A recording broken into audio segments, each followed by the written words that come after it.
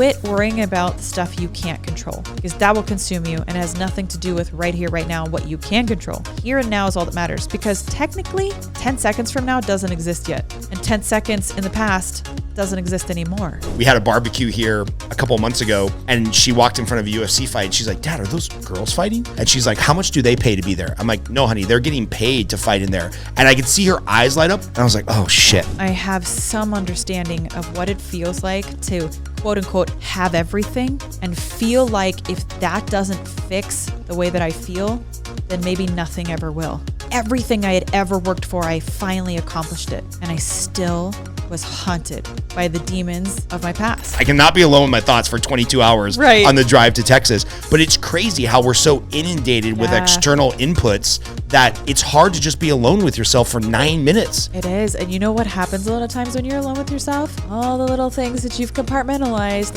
start to come forward.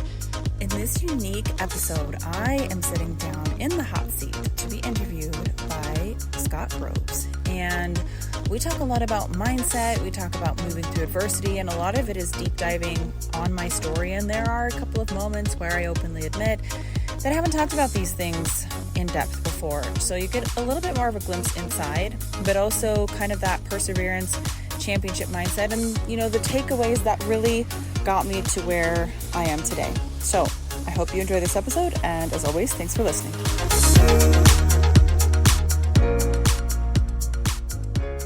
Hey, ladies and gentlemen, it's Scott Groves with the On the Edge podcast. I'm here with somebody who I've actually been a fan of for 10 years, Miesha Tate. And then through this very interesting convergence of events, my wife and I met her and her husband, and has just been like, it's just been awesome getting to know you. And so for those of you that don't know Miesha was a high school wrestling champ. Then she went into the world of MMA and mixed martial arts. She was a FCF bantamweight champion, then a Strikeforce women's bantamweight champion, then a UFC women's bantamweight championship. She was the head coach of season 18 of The Ultimate Fighter. And something I didn't know about you is that when you took a little bit of a reprieve from the UFC, you were the vice president of One Championship Fighting, which I want to talk about that. You're a mom of two amazing kids who I've gotten to know, and just recently launched your podcast, the Built for Growth podcast with Miesha Tate. What did I miss in my 60-second Reader's Digest introduction of your crazy life? Well, you know, some people who know me but don't know me from fighting know me from winning Celebrity Big Brother 3. What? You were on a reality show? I was. I think I was on the most challenging reality show that there is, because we're completely locked away from the outside world. No other reality show really, to my knowledge, for that amount of time is like completely isolated from the outside world. Did you have kids at the time? Yeah, they were smaller. It was tough. Oh, that is tough. Really tough. I think it was like 7 weeks I was gone. Oh my God. So in Big Brother, is that the one where they lock you in a house and they record like every single minute? Every minute. And then do people vote you off? Yeah, inside the house, if you get put up on the whatever, I can't remember what it's called now, the block or whatever, I think is what it is, then you can get voted off. So you and I were talking at a barbecue that we were at, and you're like, yeah, the wild thing about my career is I was an MMA fighter before I had a chance to become an MMA fan, because back in the day, there was no women actually fighting. Can you tell us like a timeline, like what years you were in high school wrestling with the boys and getting your ass kicked and ass kicked? I listened about that on your first couple of podcasts. And then when you like went through this evolution of getting into MMA? So yes, it's a great question. So I was 15 when I went into high school. So I know most of kids are 14, but anyways, I was 15 and I decided I wanted to play sports in all seasons of the sports season, but in the winter, it's like only women's basketball. And I just think that is the one sport I just was not built to play. You know what I mean? Like, I'm not tall. I'm white. I don't jump high. I'm just not a ball sport person. So my friend Sharon was like, why don't we go out for wrestling? And I was like, well, maybe. I was like, but they don't have girls wrestling. She's like, well, yeah, but you know, if they don't have it, turns out we can go on the guys team. And I was like, I don't know if it was a good idea, but I was like, I'll go ask my mom. So I went home. She's like, sure, you can do it. Just don't tell your dad. What year was this, by the way? 2000. Okay, wait. I graduated in 2005 from high school. So back that 4 years. 2001? Yeah. Because I graduated in 97 and we had 2 girls on our wrestling team, and that was like a super outlier. And the only reason they were on the wrestling team is because they both wanted to go to West Point. And so they wanted this like manly sport that they had done so that they could bolster their resume for West Point. But there was not, I mean, women's wrestling in high school or girls wrestling in high school is the fastest growing sport in California right now. But back then, you were probably the only girl, right? Yeah, well, my friend Sharon and I, we did. And there were a few stragglers throughout the state of Washington, but it was not a common thing by any means. Oh, man. But by my junior year, they started implementing a women's state wrestling in between the boys' rounds. So we at the Tacoma Dome is where the state tournament took place. They would do round robin style tournament on the break of the boys. And they'd have the women wrestle, do a round robin. So were you still wrestling with the boys and the girls? Yeah, I was wrestling primarily guys because there really wasn't very many women. Every once in a while, we'd get a tournament that have multiple schools from the state, and I'd get a chance to wrestle a female. But mostly, I would say 90% of the time I was wrestling guys. But at the state tournament, they kind of collectively took all the females, did a round rob tournament. But I broke my ankle my junior year wrestling 2 weeks before state, and so I didn't get to do that. But then my senior year I did, and I won, so I was pretty pumped. State champion. And then you decided, I'm a good wrestler, I should probably get punched in the face for a living, or punch people in the face preferably. I was exactly the opposite, to be honest. I had no inclination to fight anybody, and so when this opportunity presented itself, even to train striking, I was like, absolutely not. No way. I was like, I have zero interest in punching anybody, and I certainly don't want to get hit in the face. Does not sound fun at all. So did this happen in college, or did you meander into MMA gym, or how did this come about? So it happened in college. My dorm mate, Rosalia, who did karate, she comes out in her karate suit one day, and she's like, Miesha, there's this mixed martial arts club sport. You got to come check it out. And I'm Club sport. Okay. And so it was by the students, created by the students, not like officially recognized by the college. And I looked at her and I was like, you're not getting me in one of those outfits. I don't do that. Like whatever it is you do, I don't do that. And so she went without me that day. And the next day she came back and she's like, Miesha, most of these guys are like former high school wrestlers. So they had just cut the wrestling program at Central Washington University, I think the prior year to me coming. So some of these guys had not transferred to other schools. They didn't have a wrestling program now. So they were kind of looking for something that resembled wrestling, I guess. And so a lot of the guys there did happen to be wrestlers. So when she said that, I was like, all right, I'll come and try it. And I went. And on my very first day, I learned how to choke people. And it was awesome. I was like, I'm hooked. Like, I learned rear naked choke, triangle choke. I don't even remember, guillotine. And I was like, now this is up my alley, right? This is kind of an add-on to wrestling. I could wrap my head around that. But on like the striking part of the class, I would never join the striking part. They would kind of split it in 2 groups, like grappling, striking. And I was like, no, I just want to learn grappling. And then I got invited by these guys to my first amateur fight event, which to my recollection was the first time I had ever watched mixed martial arts. So my dad will argue that I had seen it before and that, because he has it all. He was a fan of the UFC at that point. I didn't even probably know the UFC really existed. It wasn't something that I was interested in. So if he had it on at the house or we went to barbecues and it was on, it just didn't grab my attention. Right. I had no desire to fight people, nor did I have a desire to like watch it. it wasn't on my radar. So it was just like some dude was like, hey, Miesha, first date, let's go watch people get bloodied up and punched in the face. Yeah, and you're basically. Like, okay, yeah. All right. And so I went and I loved it. I was just all for it. Just a crazy reaction that I had to watching the fights. I felt like I needed to be in there kind of. And I was like, man, if they can do it, I think I could do it. And then I'm sitting there and the crowd's kind of leaving. And all of a sudden I hear the microphone announce, hey, in 3 weeks, there's an all-female fight card. If anyone's interested in joining, please make your way down. So I just went down and signed up. Like literally no other thought than that. The only story I've heard this crazy is I've got a friend who's like, he's like a biker guy. He likes to just fight in bars. And he was in Mexico, blasted drunk at an amateur fight. He was like maybe a blue belt in jiu-jitsu and had a lot of bar fights. And they just come on the mic and they're like, is there anybody here who weighs around 212 pounds who's willing to fight in 30 minutes? Because we just had a guy back out of a fight and he's blasted drunk. And he goes, I'll do it. Oh And he got in there and won. And then he had like 3 more MMA fights and got just obliterated. Apparently he only fights well drunk. But I've never heard anybody just like go to a fight and then be like, yeah, this is totally what I want to do. There's usually some evolution. You know, they did the mini mall karate stuff and then they saw the UFC. But you were not a fan per se when you signed up for your first fight. No, not at all. And 3 weeks later I was fighting, and that was it. Then I started watching the UFC after I kind of started training. And of course it became part of the cultural fabric of my everyday life. You know, it was around fighters and amateurs, pros, wrestlers. And then I started watching the UFC. And how did those first couple of fights go? Like, you'd never been in a fight before or been bloodied up or anything like that? No. So my first fight ever was against a gal named Liz Posner. And to this day, I've actually tried to look her up. I recently started saying this on podcasts. I'm like, maybe somewhere someone will be able to connect us. But it was in Wenatchee, Washington, and it was on a reservation. And mind you, I did not know how to strike at all.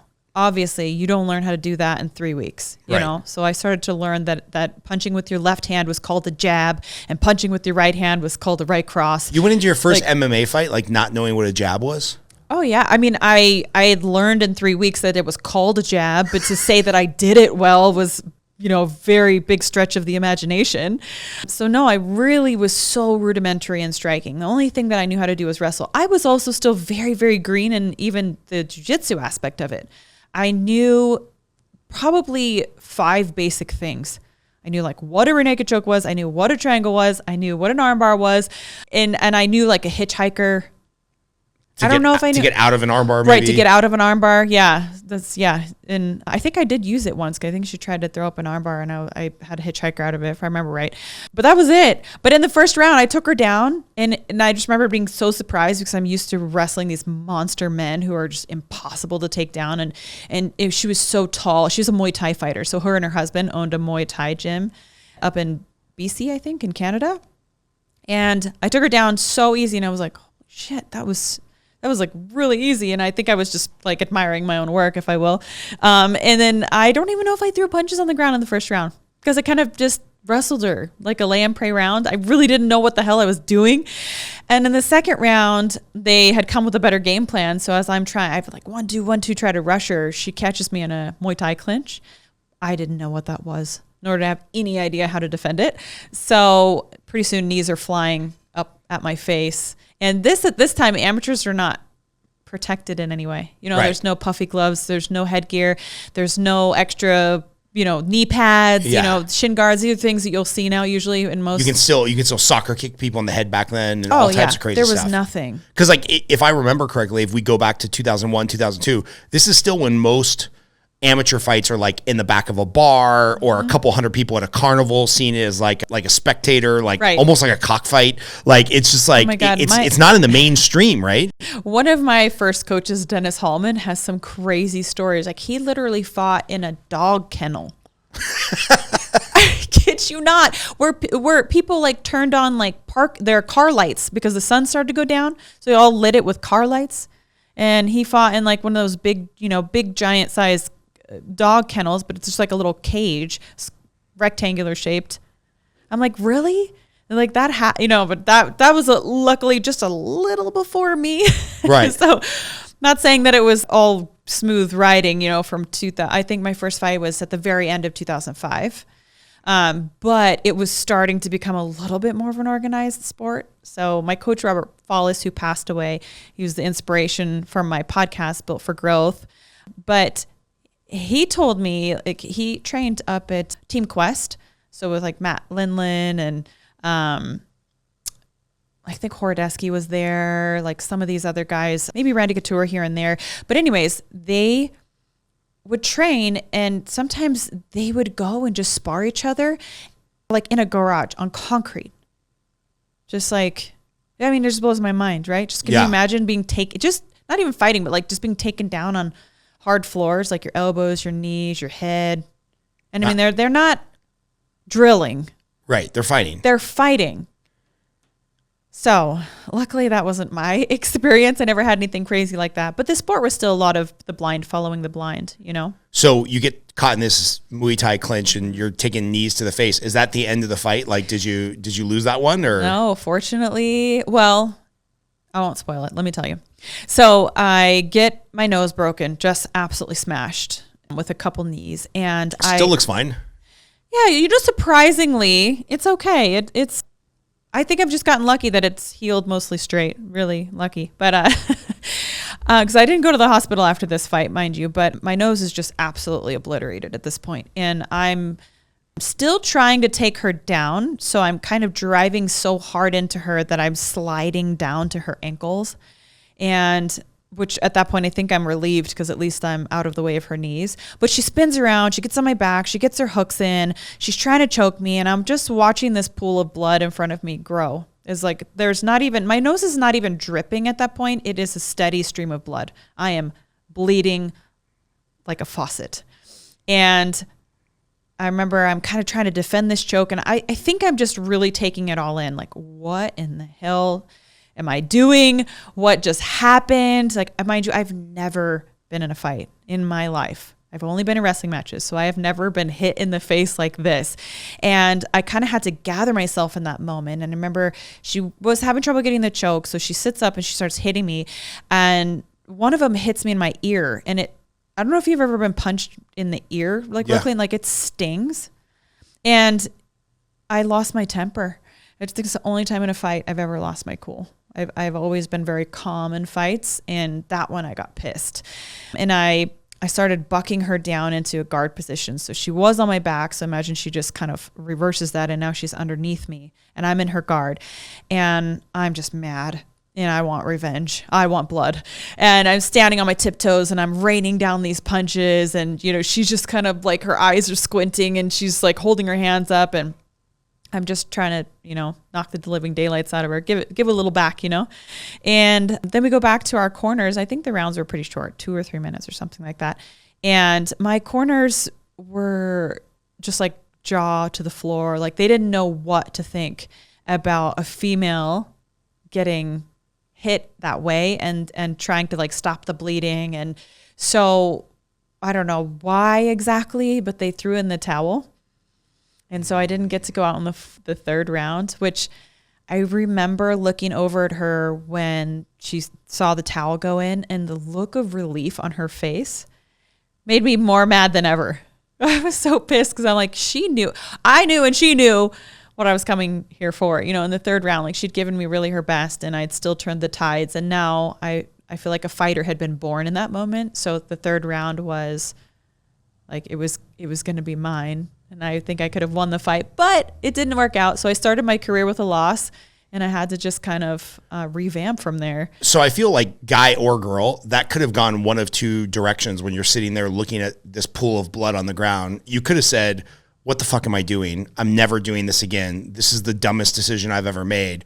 Why do you think your mind went, oh, this solidifies me as a fighter? Like, this is what I want to do, versus, yeah, I tried. It wasn't fun. Because I have a friend whose name I won't mention, state champion wrestler, one of the toughest human beings I've ever met. And he had that same, almost word for word, that same experience. And he got out of the ring and he's like, what am I doing? Like, I'm a pretty smart guy. Like, why do I want to get punched in the face for a living? He just didn't have it in him to be a fighter. And then he went on to be a very successful school teacher and start businesses and whatnot. But what was it about you that in that moment you were like, yeah, I'm really made for this? He sounds a lot smarter than me, if I'm being honest. I don't know, man. I just was so used to never giving up. I think being a female and at some points of my 4 years in high school, being the only female on the team, and just that was what I contributed to the team, was never giving up. I didn't win matches usually against guys, but I could not get pinned. Like, right? If you lose a match by getting pinned, it's 6 points. If you lose a match by points, it's 5 points against the team.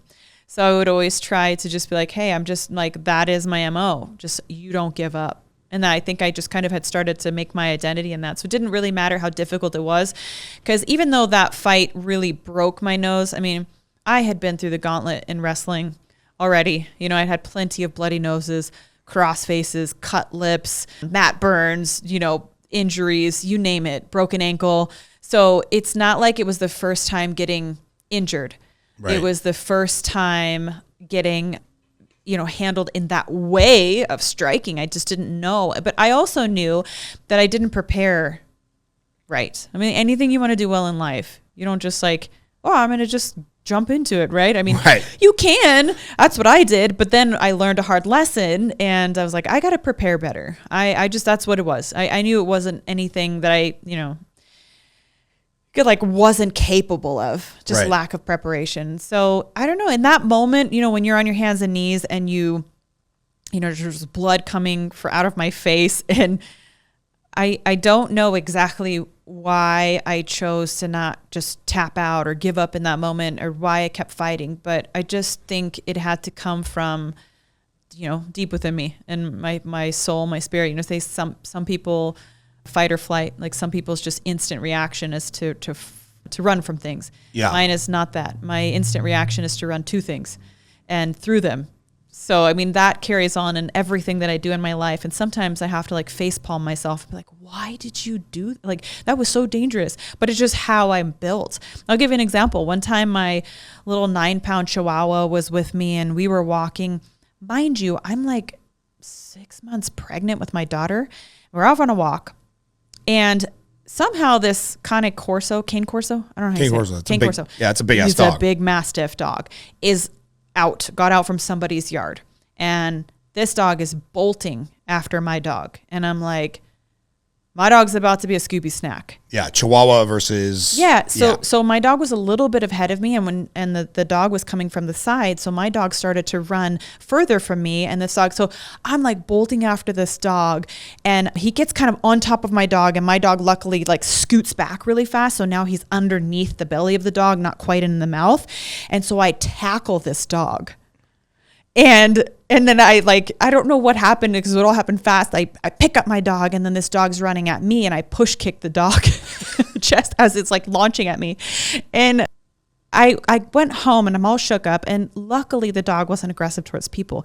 I didn't have time to assess that. Right. I'm 6 months pregnant and I'm out there wrestling this Mastiff dog that could have, could have ripped your throat out. Yeah. It could have seriously injured me. And I realized I felt so guilty because I knew that I had put my unborn daughter, Amaya, who yes. I had put her in serious danger, and I didn't have time to think about that. It's just the way that I am. Luckily, Scooter was fine, and I got away with just a really banged up knee. Scooter owes you one, man. Oh yeah, he owes me one. He's still kicking. It's funny you mentioned about wrestling. I had a similar experience to you in high school wrestling, not because I was a girl, but because my dad's job transferred and I didn't go to a high school where they had wrestling until 11th grade. And so I was a brand new, didn't know anything in wrestling on a state championship level team in California, which is a really big deal.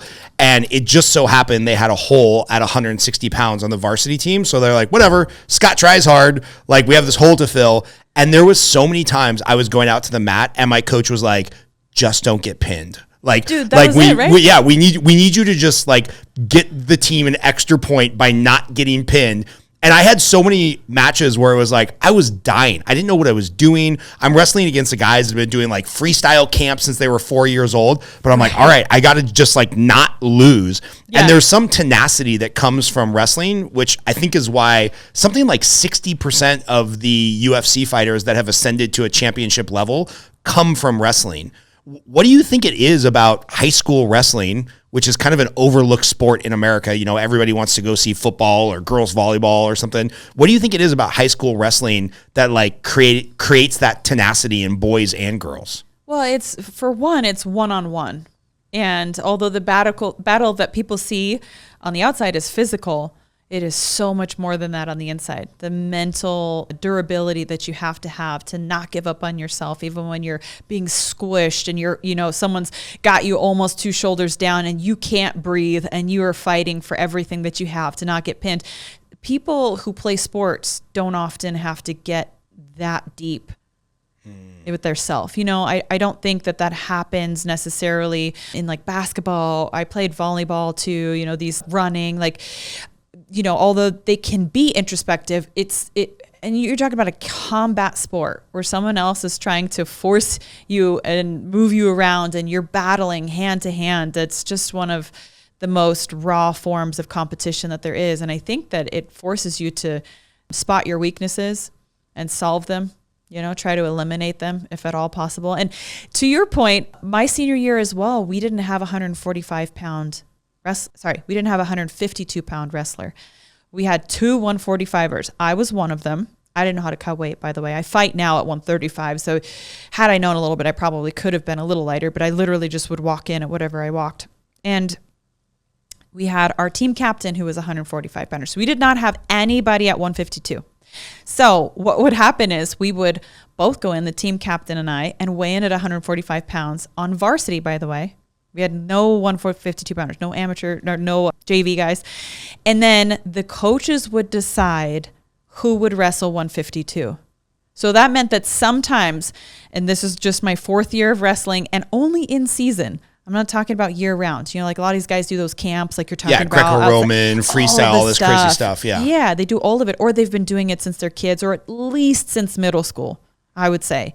Most wrestlers do not start their freshman year of high school. Most wrestlers, if they're wrestling at that point, usually have wrestled before. Okay, so now I not only have testosterone and these built guys, because I'm not tiny. You think about maybe the 103-pounders. Right. They can kind of get away sometimes with like beating guys that haven't gone through puberty yet. Yep. Right? These usually 103-pounders are just a little late to the draw, and they're still tiny, or they're young. You don't see many seniors that are 103 pounds. 152 though. I mean, that's just like putting me out like a little lamb to slaughter, right? Right. But I'm like, okay, I got it. It's like, and it was the same thing, just don't get pinned. Yeah.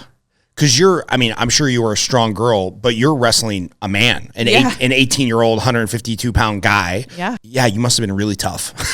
Tough for sure, and flexible. That was the other thing. I got away with a lot of flexibility, the potentially dangerous. Thank God that's a rule. Because, it's like, oh, my shoulder's going to dislocate. Yep, can't turn me.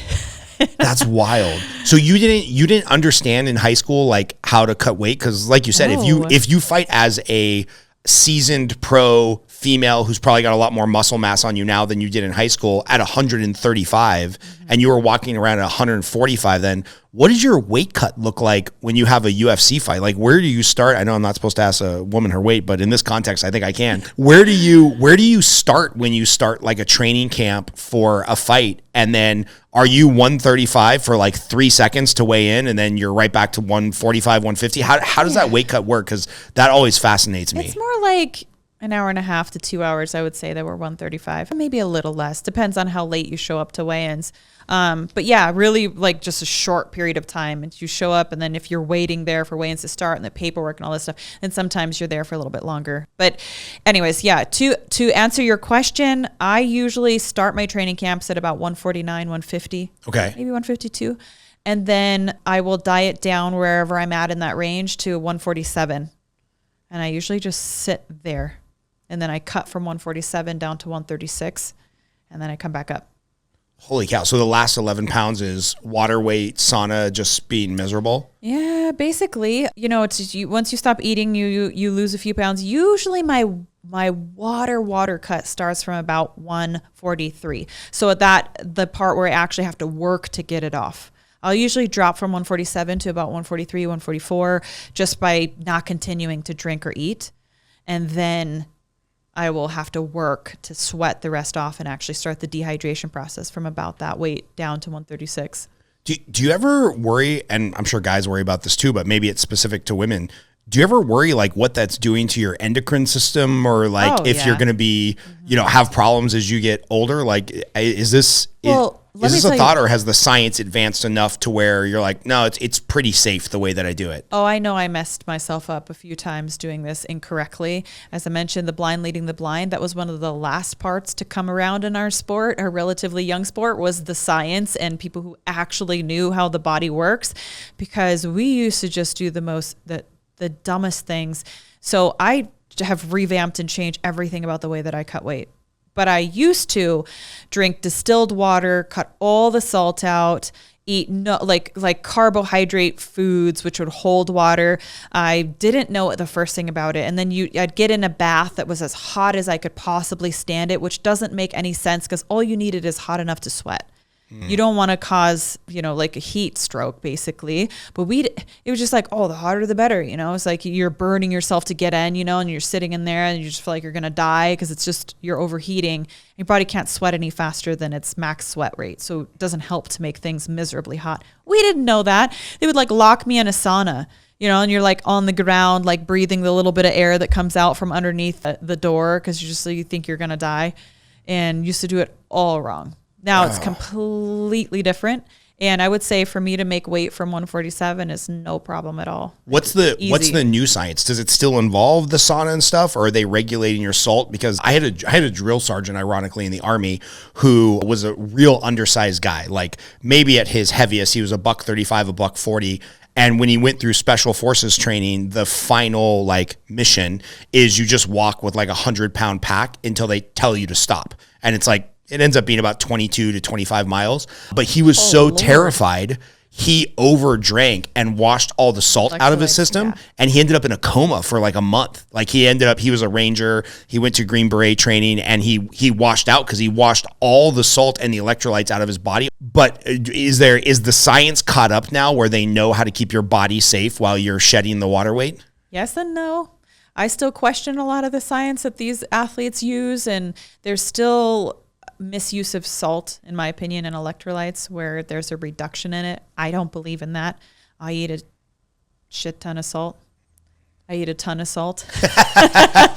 Whichever version you want to put out there. Yeah, it's fine. I eat a ton of salt, a ton of electrolytes the entire time. Even when I'm reducing my water intake and my food intake, I still make sure that I have electrolytes because, well, it turns out your body doesn't sweat well without them anyways. So once you have an imbalance and you have a minimal amount of electrolytes, your body tries to just hold on to things. It's just we're not smarter than our bodies. Our body's way smarter than us. Right. So if you give it what it needs, it will give you what you need. So I just keep, the electrolytes coming in, and I don't ever stop. As a matter of fact, they just get more concentrated because the water, becomes less, but the electrolytes are still in there and I sweat great. Oh, that's wild. So I want to talk a little bit about maybe that 2015 to 2020 era, which is probably when I was at the height of my UFC fandom, which is also when you were the most prolific in the sport.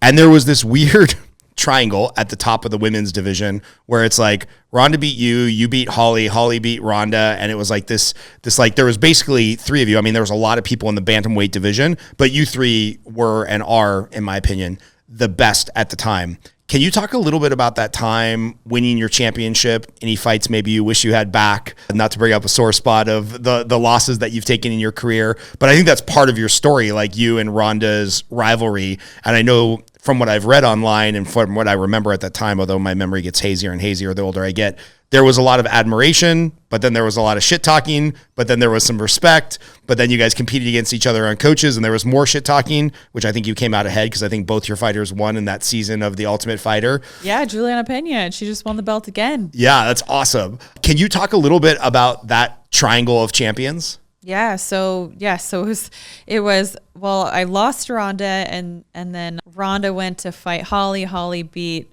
her with a head kick. That was the one that happened in Australia. It was like the head kick heard around the world. And then I fought Holly and I beat Holly. I choked Holly out. And that's how I became the champion. But a lot of crazy things happened up until that point. And, obviously the Ultimate Fighter against Ronda. And I think that's maybe the first time when people got to see the other side of Ronda, Right. Because I think before that, she was kind of like America's sweetheart. And I think for whatever reason, well, I know the reason, but she ended up leaving that show as a heel. She came across really just angry, and because I remember watching that whole show, I probably watched the first 20 seasons of The Ultimate Fighter. She just came across really bitter and petty. And I think that's probably when I became a bigger fan of yours because I'm like, oh, this gal's totally composed. She's there for her fighters. She just has a better personality, quite frankly.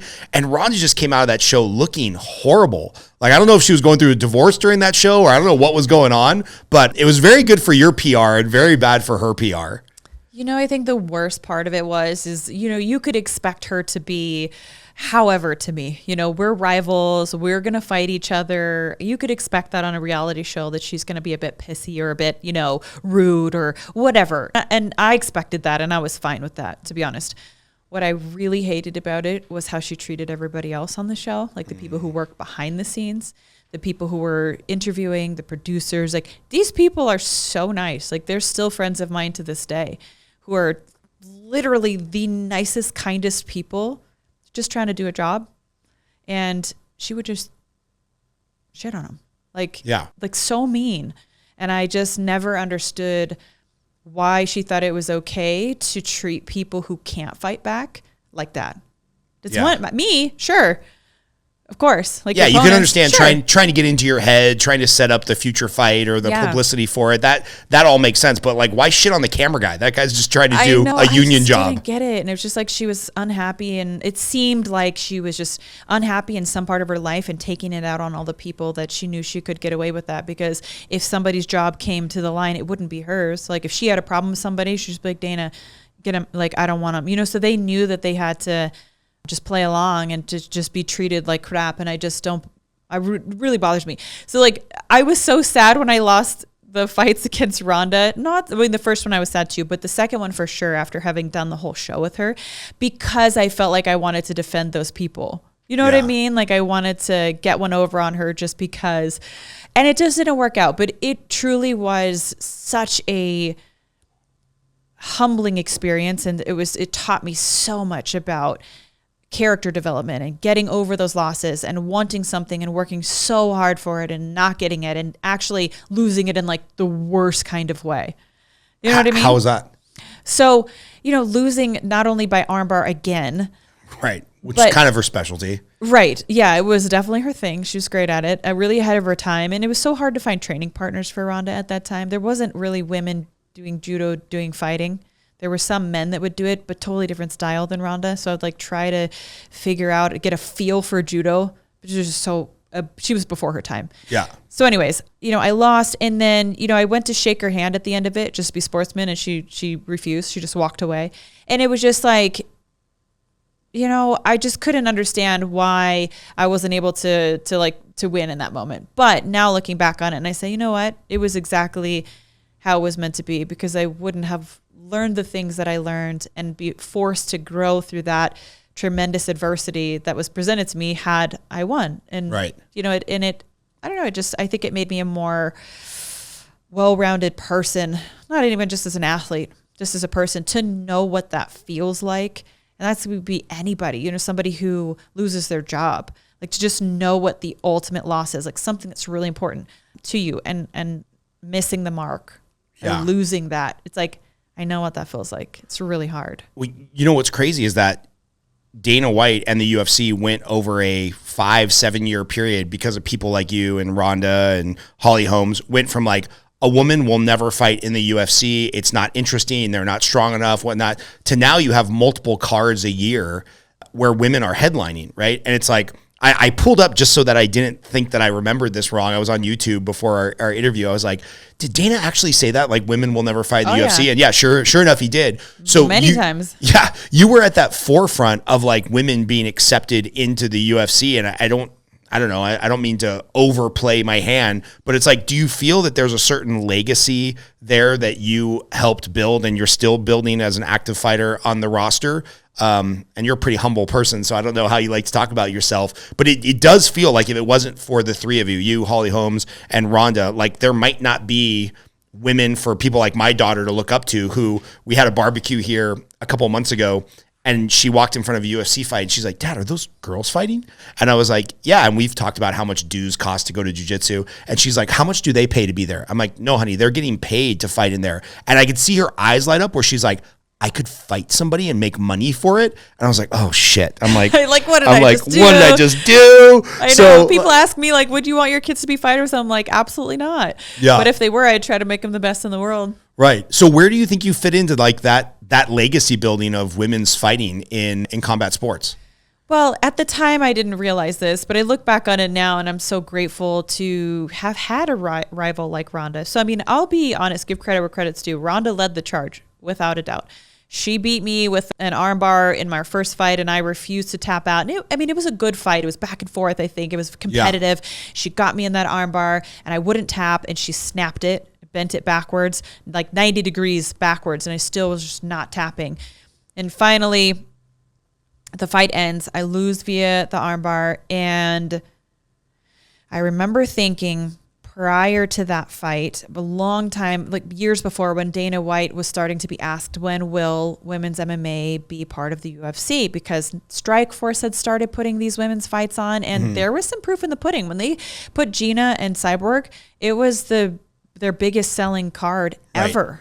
You won the championship like one of the second or third times in Strikeforce when they had women's in the main event, right? Yeah. I was in that fight. I was the co-main event. It was Marlis Kunin was my rival, and then Fedor Emelianenko was the main event, and I think Dan Henderson, was the main event on that. So it was really cool. Actually, Tim Kennedy fought on that card too. Oh, that's awesome. You just interviewed Tim recently, right? I did. Yeah, I love that guy. Yeah, he was awesome. And in that interview, I went a whole different route because he talks about politics all the time and the border and all this stuff, and I was like, so tell me about raising resilient kids. That's what I want to know about.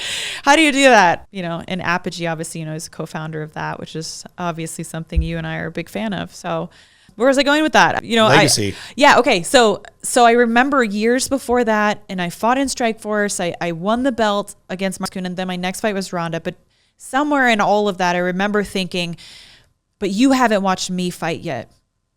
Because Dana was like, women will never be in the UFC. And I'm like, that's because you just don't know someone as talented with the work ethic that I have exists.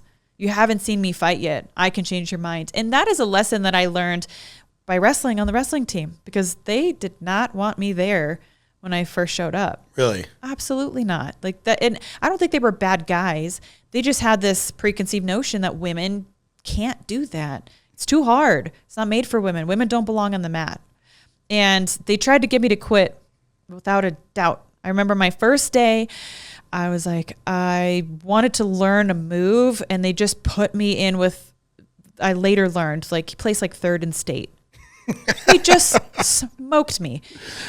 And it was just like, okay, well, and looking back again, I was like, now I get what they were trying to do. They were trying to show me, like, this is how hard it can be. I'm going to show you everything up front, and you're going to quit. And I was like, I think I took the most satisfaction in that it was like, okay, you could try to make me quit, but you can't make me. Yeah, maybe next time quit before your arm gets extended. Yeah, that would have probably been a good idea. But, it goes down in history as one of the craziest. How long was the recovery for that? Actually, it was so wild. So the injury, it wasn't very long. I'll tell you in a second. But the injury itself was, I dislocated my elbow. I had grade 2 and 3 tears of the tricep and bicep. I fortunately did not disrupt the ulnar nerve, but the doctors told me that I avulged the tendon from the bone, which means that the tendons on either side of my arm had actually ripped chunks of bone off with them and were kind of floating independently, but that they had bone still attached to them. So the bone grew back into my own arm and reattached the tendons. Like, that's luck, actually. It sounds disgusting and terrible, but if I had ripped the tendon clean off the bone with no bone with it, I would have had to have surgery to reattach it, and that's one of the most difficult. I think it's a very difficult thing to have a successful surgery of reattaching tendons. So I fought 6 months later. Like, you're smart. After that, you didn't think like, maybe I'll try something else. You were like, no, I got to get back in the ring and like prove myself again. As fast as possible. Really? Yeah. So 6 months later, I had a fight, which means that it was 4 months of recovery because you need 2 months for training camp. Oh, my goodness. I was very close to back to 100% in 4 months. I don't know, like Wolverine speed. I mean, that does sound impossible. I think look at it now. I'm like, how did I do that? But you know what? I did? I moved my arm all the time. I never stopped moving it, even if it was passively, like moving my other. I would put it in a sling only at the end of the day once I just felt like my arm was so exhausted and, was hurting it more. But otherwise, I tried to use it as much as I could. And now I know that there's a lot of science and research behind that, where you do want to try to move. That's how you teach your body to lay down scar tissue in the right direction. So a lot of times people like get injured or have a surgery and they just like get it stuck in one place, but then the scar tissue doesn't really have instructions. So it just kind of lays it down like a messy pile of hay. everywhere, as opposed to like, oh, this is the lane. Oh, I see how we move. Okay, this is how I lay it down. Interesting. So movement's super important when you're healing. And I actually, not to keep bringing up my podcast, I know I keep bringing No, we that should. up. But, it's excellent, by the way. but episode 2 with Gary Reinl, the anti-Iceman, he debunks why icing it doesn't work. Icing locally. It's been peer reviewed 4 times. They tried to prove it eventually because icing caught on as this fad. This kid lost his arm by getting it cut off by a moving train, and they reattached it. And then they said, well, how'd you do that? Like, well, we put it on ice. So then icing, well, so yeah, if the limb is not attached, of course you want to stop everything from doing anything. Right. But if your body's still intact, it's one of the worst things that you can do. Ice, because you just vasoconstrict everything, nothing happens. And if you ice for too long, it gets too cold, you can hurt it worse. So it doesn't promote healing, doesn't take away inflammation. All that's nonsense.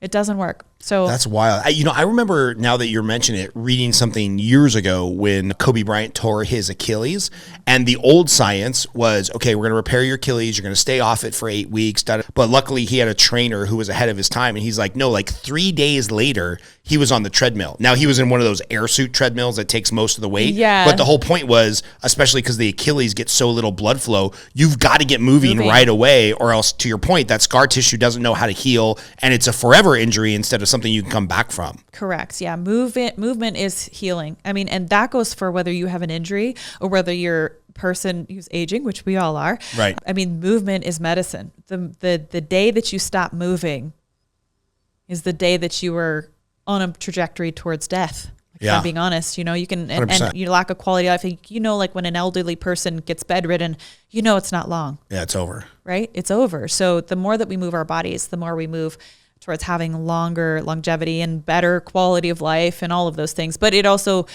works for injuries, so it's a pretty incredible one. So speaking about aging, you're still under contract with the UFC, right? Yeah. And I know you fought a couple of years ago, a year and a half ago. Are you planning to fight again? Like, how does one stay in shape, like between fights? Like, what does that look like? Yeah, so I've been fighting through the UFC since 2013. I had a 4.5 year layoff where I retired and was like, I'm done with this sport. And then I had some time off, obviously, and I had my kids. I was like, I want to fight again. I've fallen in love with the sport. So I had my successful comeback. I think that was in 2023. Yeah, that sounds about right. 2023. And which was a win. No, it wasn't 2023. It was earlier than that because I had 2020. No, had to be like 2021. Excuse me. Yeah, time goes by fast, man. Whew. And then that was a win. And then I had to do so much development on my mental and emotional side, which I always thought was my strong point, my mental. But it actually got to a point where it got detrimental because you can only burn the candle at both ends for so long before you burn out. And so I always had this mentality of, well, in spite of, the more adversity, the better, I'll overcome it, until I couldn't do that anymore, until I broke. Like, it was too much weight. And then I lost. I actually started that trajectory, I would say, before I even won the title. So I beat Holly, but it was close. Like, I was in the 5th round and it was kind of a Hail Mary. I definitely could have lost that fight. But I did get that epic finish and it was great and everything. I was just like a shell of myself. I had already started really having not to offer what I knew I was capable of, or maybe I didn't even know it at the time, but I found out later. And then I lost my next 2 fights. I lost to Amanda, I lost to Raquel, and I retired because I just couldn't figure it out at that time. I didn't know why everything was so terrible. Like, everything was terrible. And especially after winning the title, this is something was really wild to me. It was like, it was great, and it's the pinnacle of the sport, and it's everything that you want. It was great for like a week, like 2 weeks. And then I was just sad again. Why? I was just consumed. Like, I was depressed. I think a huge part of it was I was in a really bad relationship, and we were about 9 years into this relationship. And I knew probably at about the 4 or 5 year mark of this, like, I had decided, like, I don't want to be in this relationship anymore. But the guy that I was with would, like, he would threaten that he was going to kill himself if I left. And then, of course, you're like, well, I'll just wait till he calms down, but then they get a mental grip on you again, and you feel bad. And My great uncle Ed, he actually said one of the most profound things to me, which I think certainly started to change my trajectory of like, I've got to get out of this relationship, is that he's like, Miesha, you are so afraid of hurting him that you will hurt yourself instead. Yeah. And I said, you are right. For me, it's like death by 1,000 cuts, but I'm saving him from jumping off the cliff. So I realized at some point that it was either going to be his life or mine, because I was to the point where I didn't know if I wanted to live anymore in those circumstances. And it got really dark. It got really bad. And I mean, this is at the pinnacle of your career. You're a champion. From the outside looking in, you're doing Sports Illustrated covers, right? Like all kinds of crazy shit. And behind the scenes, you were this emotionally distraught, contemplating my own life. Absolutely. And that's where the sickness of this all comes in. I think this happens a lot to athletes. I don't know if you've ever watched the documentary, The Weight of Gold. No. But put it on your list. It's a really good documentary. And it explains a lot about what athletes go through pre and post career. And it also, I think, applies to anybody who has collected any kind of fame. I think of Twitch, who killed himself, he and I think about him, and I don't know him personally, so I could never speak for him, but I feel like I have some understanding of what it feels like to quote unquote have everything, and feel like if that doesn't fix the way that I feel, then maybe nothing ever will. Right? It's like everything I had ever worked for, I finally accomplished it. And I still was haunted by the demons of my situation and also of my past. Any traumas that I'd had in the past, I'd made an expert of compartmentalizing these things. So it was just like, put them away, close the door, shut the box, whatever. Just don't deal with it, because it doesn't help you get what you need. And once you get there, then it'll all be good. Right? Once you reach the mountaintop, then you'll be happy. No, millions of dollars later, a gold belt, everything I'd ever wanted, at least what I thought, it didn't fix anything. It fixed nothing. It was a Band-Aid that temporarily made me feel better. And then it got even worse from there. I mean, this has got to be kind of the curse of the high performer, right? Because if you're a high level performer in sports or business or anything, you're probably world class at compress, suppress, bury this down deep inside, because I've got a training to go to. I got to do 2 trainings a day. I got to cut weight. I got to be ready for the next fight. So it's almost like being a victim of your own success, where you have this ability to suppress all of this pain training for the fight or in the ring. Why wouldn't you just do that with your emotions, right? Right. Well, yeah. And in short-sighted, if you want to be short-sighted, it is the thing that you do. But if you're really trying to look at the longevity of your life and the quality of your life, it's absolutely the worst thing to do. But it's necessary if you don't have any other way of doing it, right? So I just didn't know how else to try to deal with all the crap going on in my life. I didn't know how else to do it. And so I started using disassociation, just I don't have a good memory from that point in my life. My memory is actually a lot better now than ever, because I'm present.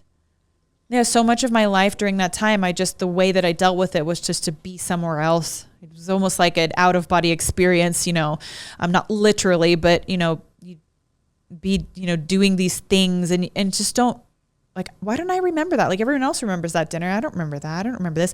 Now I remember those things, but I actually feel alive now, right? I've really found my purpose. I've really found the things that they mean so much more to me than just fighting. And so I think that was an incredibly long-winded way of answering the question that you started with. But, I had to really sort of reinvent the wheel, and it took a lot of years. And part of it was retiring and walking away from the sport, because all I knew myself as Miesha Tate, the fighter.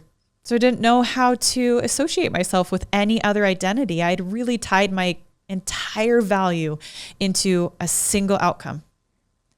So if I lost, I was a loser, and it was awful. So I said, I have to walk away from this, because I knew that if I didn't, I felt like I may take that next step in taking my life, in You know, it's a hard thing to say looking back, and, you know, the feeling that it brings, because it was such a dark place. But I remember feeling like the best way to describe this is like if there's just a little pinhole of light in a pitch black room. And it's like you have a choice to run towards that light, or you have a choice to just be consumed in the black. And it's like this little light is getting tinier and tinier and tinier, and you know pretty soon it's going to be gone unless you start going that direction. It's like, but you're in a pitch black room. You don't know what's on that way, like what's in that journey. Like what are you going to trip on? What are you going to bash into? What are you going to run into? Like, you don't know. And I think some people let that light go away, and that's how we lose these people. And fortunately, maybe it was my relationship with God, although it wasn't nourished or strong at that time, you know, but I would say as a Christian that I feel like if you take everything away and you ask me who I am at the end of the day, it's like, I'm a God-fearing woman. Everything else that I've ever accomplished in my life can be taken away in a moment. My family, God forbid, like hopefully never, they could be gone. I could no longer be a mother. I could no longer be a wife. I could no longer be a daughter. Like I could no longer be, but you could never take that away from me. You could never take my relationship that I have with God away from me. And I think that was my pinhole. And it led me in the right direction to getting the relationships that I'd isolated myself from, being in this relationship for so long. I didn't have a relationship with my mom. It didn't really talk to my dad. It alienated myself from my brother and my sister. I had just basically given the reins over to this other person. So it was their friends. It was their family we'd hang out with. It was all these things. But it wasn't me. Nothing was me. And I had to figure out who Miesha Tate was without fighting. It was really scary. But I knew that was the choice. It was either run towards the pinhole or stay here until there's nothing left. So you mentioned, and we can pass over it if it's too painful to talk about, but you mentioned it got worse. Like, where did it have to get to worse before you started making the journey out? And how did that even happen? Was it a friend, a family member? Was it finding church again? Was it just retiring and having some space from that? Like, you know, again, I don't want to talk about anything you don't want to talk about, but you mentioned it got worse, but it obviously got better. We're here, thank God. It got better. So when I won the title, at least there was something that was positive. And then I was still on that same path. So it's a cumulative, right? It starts to get worse and heavier because the load becomes more unbearable. It just becomes heavier. It's like someone keeps throwing a brick every day. And it's like, you can hold a lot of bricks, but eventually one of them's going to break you. And I felt like I was breaking as I entered that fight with Holly, and I broke even worse when I fought Amanda. And I was just under a puddle of rubble when I fought Rick. It was a shadow of myself. I don't remember the fight. I don't really remember the week of the fight. I don't remember the weight cut. I don't remember any of that. And still putting on this facade to everybody else on the outside, and all my interviews, and, you know, taking pictures of yourself when you're cutting weight or whatever. You know, it's like just to try to go through the motions because you're trying to get back something that once made you feel alive or okay. It's the only thing that you really knew to like save you in that moment, and it wasn't working anymore. So that's what I mean, that little hole just started to get smaller. That little pinhole just started to get tinier and tinier. It's like all the things that used to make me feel alive, it's not working anymore. Like I'm being crushed by the weight of all of this. So I exited the relationship after I fought Amanda, but he was still so involved in my career that he still cornered me in my last fight. And it was horrible. Like I just remember the horribleness of that experience because he didn't want to let go. So there was a battle that I was fighting with him the entire time. You know, he promises like, oh, I'll let you, you know, just corner, it'll be about you, it'll be about this. Like he, you know, the night, and I haven't said this anywhere before, the night of my fight, of my retirement, he attempted to kill himself. And you never want to take suicide lightly or anything like that. But it certainly, looking back on it, felt like another form of like trying to get me to like change my stance and feel sorry for him and come back like it had always been before. It felt like a manipulation tactic. just because of the way that it was set up and the way that it was done. And, you know, like it was so much. And I don't know, like the guilt that also goes with something like that, like still walking away from someone who, you know, you can't take it lightly. Like I said, when somebody attempts or says that they're going to take their life, I felt like I literally had to choose with being okay with him possibly taking his life. And that's just a horrible feeling for anyone. You know, I don't wish that on him. I don't wish that on anybody. I want him to be better than he was, you know, when he was with me. And I want him to, you know, prosper and be a better person. So I didn't have like ill will towards him. I was actually still very grateful for so many things in my career that he helped with, a ton of things. But in that moment, it really felt like it was going to be my life or his. And ultimately I had to realize, like, I am not in control of his life and what he does. The only thing that I can do right now is look out for me, because I'm about to go. Like I can't do this anymore. And I'm so unhappy and I'm so broken and I don't know how to fix this, but I know that I can't carry his weight too. And it was a really tough decision to make. It was really hard to still say, you know, I'm still going to walk away from this and I'm going to pray for you. I'm going to pray that you find the strength to find someone else in your life and become better and stronger for this, just like I'm hoping to myself. Yeah. That's heavy. Yeah, it was really heavy. It was really hard. But, you know, on the light side of that, what I did is I got a couple of my best friends. We went to Niagara Falls. I mean, the power of the nature right there is restorative in itself. That's what I did right after the fight. And then, you know, my friends, both from other countries, unfortunately, some of my friends live so far away, but they had come to support me at the fight. And then I went home. I went home and I packed my things. Where was home by this time? Were you living in Vegas? Okay. Yeah. I went home. I packed my things quickly. Well, nobody was there. I grabbed my little Chihuahua, Scooter. He's been my ride or die for so long now. When I first started fighting, he was pretty much there at the very beginning. But anyways, and I got into my car and I just started driving.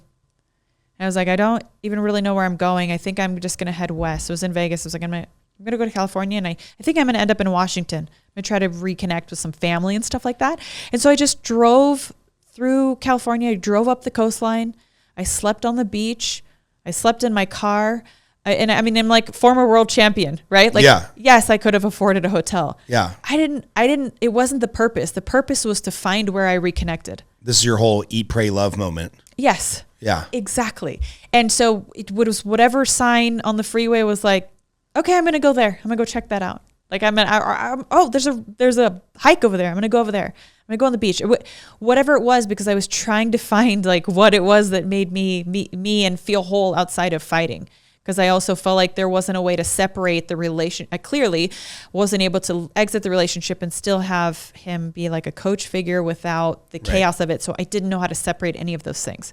So I was like, I'm leaving it all, and I've got to figure out how to get out of this mess that I'm in, the emotional turmoil that I'm in. So I drove up the coastline, reconnected with friends, family. I may have not even ever really had a conversation before. Great uncles, great aunts. My grandmother, who was, you know, had already passed away at that time. She's the oldest of 7 siblings. And I got to sit down with these great aunts, her sisters and her brothers, and just talk about, you know, the good old days and what it was like for them. And I see my grandmother's face in these people, you know, it's like, it was so cool to me to be able to have that moment and reconnect with family. Because I think it's so important in life, like the connection. Right. It's so important. And so when I started to reestablish my foundation, then I think everything started to change for me. But I still didn't know how I felt about the sport or how I would come back from the sport and back to the sport. It wasn't even a thought. And then, you know, I met Johnny, which ironically, we trained at the same gym for years. But call me stuck up. I never even gave him like a second thought. He's a good looking dude, man. He's a great looking dude, but they're all great looking. Yeah. Honestly, walk into Extreme Couture and point one guy that's not like a handsome man. They're all great and gorgeous. So I'm like, yeah, whatever, dime a dozen. It's very rare that I'm in a group of men where I feel like the total beta bitch in the group. And then I met your husband and there was a bunch of other dudes there and some other UFC fighters. And I'm like, dude, I'm the one that would get beat up here if we had to like go to blows. I'm like, this is so disappointing. But he's just a great guy, super understated, great dad. How did the blessing of finding him happen? It was so funny. So it was a mutual friend of mine. His name is Gustavo Lopez, who worked at Encore Beach Club, who I actually knew Gustavo from way back in the day in Washington State. So we had been friends for a while. He's also fights at my same weight class, 135. So, we had been training partners, and he was like, hey, come to Encore Beach Club. Pool season's almost over, because I'd been saying I would come, and I'm not really my scene, at that point, not really my scene. Yeah, but I'm like, we're not 22 anymore. Yeah, you know what I mean? And I was like, all right, I'll come. So I went, and, I was newly single, and I had forbid myself from dating anybody from the gym. I was like, absolutely not, Miesha. Right. That is just like, you're like, I want to find a nice, juju. Overweight investment banker or something. Right. I'm not going back to the fight world. Yeah, I was like, I need a less masculine man in my life, somebody that's not going to, push me around too much. But, I went there, and there was 2 other guys from our gym, and one of them happened to be Johnny. And I was like, oh, Johnny, I remember him from the gym. I was like, well, tell him to come say hi. And he came to say hi. And it was like the first time I laid eyes on him outside of the gym, and like had like a few words, and I was like, oh my God, what a good looking man. Yeah. He is fine. And so I invited him to come to dinner with a group of us that night. And it was Labor Day weekend, actually. So it was Monday. So he'd been like on the clock for 3 days straight, and he was so exhausted. He was like, I almost didn't come to that dinner. Well, thank God he did, because it was really, I think, the birth of our relationship, where we sat, we were at Yard House, down by the link. Yeah. Yeah, we were there, and we just sat, we just got engulfed in conversation. And pretty soon, like, everyone else disappeared. We were just like the only 2, like, we were just still talking and talking and talking. And it was like, man, this guy's really cool, And then we kind of just started to like go out to lunch and dinner in secret, because I was like, hey, I don't want to, like, I don't know where I'm at with everything. Right. I was like, I'm not ready to get into another relationship. I'm not looking for that right now, but let's just, take it one day at a time. Like, just hang out, just enjoy each other, whatever. And I had already retired too, so it's not like I was in the gym every day there training or whatever. So I didn't worry about it getting too complicated, but I remember we would always be like trying to not let people see us. Be like, you go to striking at 10, I'll go to jiu-jitsu at noon. Yeah, we cannot be seen driving it together. Yeah. Exactly. Don't walk over to me with my clothes that I left at your house last night. Like, you can't do any of that. Yeah. 100%. So yeah, then our relationships started to develop, and I was like, for the first time in my life, it was like a man that I knew I wanted to have his kids. That's how I knew. I was like, I want to have your babies. Like, I want to bring life into the world with you. Like, you're just, an amazing human. And, he really saved me in so many ways, and it wasn't like I asked for that. And I don't know if he even knows that he did that, but he provided the safety that I needed, then the hands off, like lack of control lets me be me. Like, I just went in August for my birthday for a week to Switzerland. And he was like home with the kids. Yeah. Like, you know what I mean? He's like the most chill guy, especially knowing that he's a professional fighter. Yeah. He's just like the most calm guy. And I'm like, are you calm in like a psychopath way? Like, you're going to just rip my head off? Or are you really this calm? He's like, no, I'm really this chill, dude. Yeah. He's just so chill. And that's, I needed that in my life, I think, to just be able to find me, continue to find myself, and I mean, I remember I got the opportunity to go to Singapore and become vice president of one championship, which was really a curveball, because our daughter was 8 months old. And I was like, so do you want to move to Singapore with me? And he's like, well, there's more logistics. He's my logics. He's the logistics. He makes everything make sense. I'm very passion pursuit. I'm the squirrel kind of person. Like, oh, there's something shiny over there. I'm going to run over there and do that. And it's worked out great for me, but it works out way better with Johnny to be like, wait. Let's make sure you cross the T and dotted the I. You're like, Miesha, you need a passport. Yeah, exactly. Here's your passport. Here's this. Oh, why don't you make your appointment actually before you have it? Oh yeah, good thinking, So, he's just the yin to the yang, and he balances me out in such a great way that he let me continue to find myself just by being who he is. Yeah. I don't think he was, doing anything that was like, it's just who he is. He's just a good guy. You mentioned the euphemism, like when things are tough and you're going through that darkness, it's like adding a brick all the time. Every day, carry another brick, another brick. In your experience, because I've been to some pretty dark places, did you find that there was a moment, maybe it was with Johnny, where it's like all the bricks just dropped away? Or is it this process of unpacking one brick at a time? Well, I certainly felt like a huge weight was lifted after I retired from that fight. And I was still really scared about what I was going to find on the other side of this because I had no idea. But it was a sign that it was the right thing to do. It was the right direction to go because I felt like I could breathe again, so to speak. But it still was carrying a lot. Yeah. So the rest of that was like peeling back the layers of the onion and just trying to get to, something meaningful, figure out what that was and answer a lot of questions that I was having these internal dialogues with myself and trying to figure it out. And so many things that I was wondering about myself, I just had no idea. I had no answer for. So it took time to really have a good answer for those things and to know who I am. And now today I can truly say that as a Christian and as the woman that I feel like I've grown into, I have peace. That's what it's about. None of this other stuff matters. Take my house. Take my car. I don't wear name brand shit. I don't care. Like if somebody gives it to me, sure, I'll, thank you. I'm grateful. I don't buy it. I don't care about it because that's external. I don't care about the stuff outside anymore. That's programming. That's literally what they want you to think is important because they want you to be a slave to money and they want you to buy more shit that's more expensive and wear it and think that that somehow makes you more valuable. It doesn't. It's all fake. It means nothing. Your peace is everything. You're not trading in your Toyota for a G-Wagon or something? Never. I had a Range Rover that Dana gave me.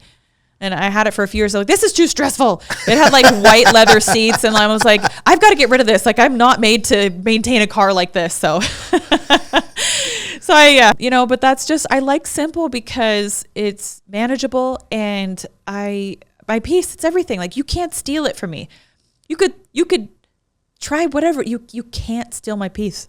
That's just like, I won't be reactive to anything that anybody says because I'm solid with myself. Right. Man. I mean, and that's a difficult place, I think, to get to, especially. How long did it take you to get to be able to say that out loud? I would honestly say it was only going to be within this past 2 years. So this has been a 7-8 year journey to get to the point where you could say what you just said. Yeah, because a lot of it, I didn't know what I was doing. I had no real guidance. So it was very much fall on your face and get up and try to figure it out. Now I feel like I can try to help advise people to a faster track with these things, actionable, stop catastrophizing, quit worrying about the stuff you can't control because that will consume you and has nothing to do with right here, right now, what you can control. So that's what I focus on. There's a mental coach that works with us at the UFC Performance Institute. His name is Micah and he's worth his weight in gold. He is just phenomenal. And he has helped me so much in realizing that here and now is all that matters because technically 10 seconds from now doesn't exist yet. And 10 seconds in the past doesn't exist anymore. Right? Tomorrow doesn't exist. We assume it's going to come. There's no guarantee. So why stress and take away from myself right now when this is the moment that I can control? And by being present in this moment and focusing on what I can control instead of spending my reserve energy or all of my energy on things I can't control, it just doesn't serve the purpose, right? Yeah. So now I really try to be present. I take mindful moments out of my day. One thing we started with was mindful showers. You get in the shower and you try to engage your senses. And start for 30 seconds. And if a thought pops in your head, you would re-engage in just trying to notice your senses. like the feeling of the water. Notice your faucets you've probably never looked at before because you're too busy thinking about all the stuff you got to do when you get out of the shower, right? Like 30 seconds is so powerful because it reconnects you. Yeah. People say we need to disconnect from all of this stuff. We need to disconnect from social media. We need to disconnect from the computer, and we need to disconnect. While that's true, you need to reconnect, right? Not just disconnect, because disconnect isn't solving the problem. It's only half of the equation. And I would say worth its weight, it's less than that. The reconnection is what's most important. People try to disconnect. They try to go on a vacation, right? It's like, oh, I tried to. They wonder why they come home more tired from the vacation. It's because they didn't know how to relax and surrender to the process and reconnect. They were trying to disconnect. Like, you got to reconnect with the purpose though, like your peace, yourself, your beliefs, your core, like who are you at the end of the day? You take away all the titles and things and possessions. Like, who are you? You know? Yeah. This podcast is so timely. I mentioned before we started recording, I just got back from a mastermind group that I'm part of called Front Row Dads. And Front Row Dads is like fathers who are also business owners, not business owners that are trying to make time to be a father. And, you know, a lot of that in the past, this has been around for about 7 or 8 years, has been, what's the plan for the future? What are you doing with your kids? What are you doing with your spouse? How are you building your business? How are you building your legacy? And tragically, one of our members of that group, John Rulin, rest in peace, recently passed, and I'm probably gonna cry now. He had his whole family, like whole extended family, over for a photo shoot. He's had a lot of success in business and wanted to memorialize this moment, and passed out in the shower and just dead on the spot. And the guy's gone through this amazing health transformation the last 10 years, probably the healthiest he's ever been, you know, doesn't use drugs or anything crazy like that. And just, it was his time, and dropped dead at 44 years old. And so at this mastermind, I was just at the 3 days preceding our interview. A lot of it was just about being present. And tomorrow is not promised, and anything crazy can happen at any time. So yeah, it's important to plan and set up your finances for the future and whatnot. But what is the value of just being present right now in this interview, present with our kids when they get home, and not just thinking that you have tomorrow or next week or next decade to get that quality time with our kids, because it's not promised. So thank you for bringing this into the conversation. Yeah. And I'm so sorry about your friend. You know, it's those unfortunate moments that sometimes bring us to remember how important it is to be present. And the thing is that people say, be present, do this, do that. But the how is so important. I think people genuinely try. They don't have the tools or skills to do that.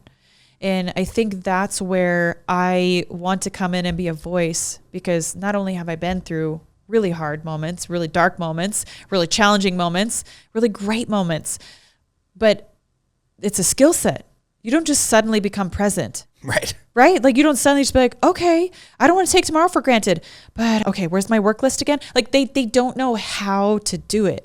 So as a certified change psychology coach, I like behavior change. Like, what are the things that we can do, and how can we simplify it into an actionable piece that everybody can do? Can you take a 30-second mindful shower? Can your next meal be mindful? And that doesn't mean that your brain's not going to wander. Doesn't mean you're not going to be thinking about the laundry list of things but as soon as you notice that, it's like, okay, bring it back to here. What is my goal right now? It's to engage my senses. I'm going to slow down. I'm going to really try to taste my food. We eat so fast these days, right? Like, we just shovel it in because we have so much to do. Food is meant to be enjoyed, first of all. I love food. But sit down and just take 5 minutes to actually enjoy your meal and really try to pick out the tastes, the flavors. That is a mindful practice activity. We all have to eat.